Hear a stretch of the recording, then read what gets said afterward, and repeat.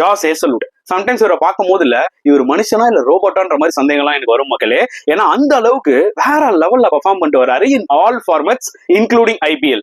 இந்த ஒரு particular ODI series against இந்தியாவையும் எடுத்து பாருங்க. ஃபர்ஸ்ட் ஓடிஐல ஃபேண்டாஸ்டிக்கா போட்டாரு. பர்த்ல ஆடிலேயும் வந்து பாத்தீங்கன்னா 10 overs 29 runs. விக்கெட்ஸ் காலம்ல ஒன்னும் பெருசா விக்கெட்ஸ் இல்லாம இருந்திருக்கலாம். ஆனா அவர் டேவா இருந்ததுன்னா 6-7 விக்கெட்ஸ் எடுத்திருப்பாரு.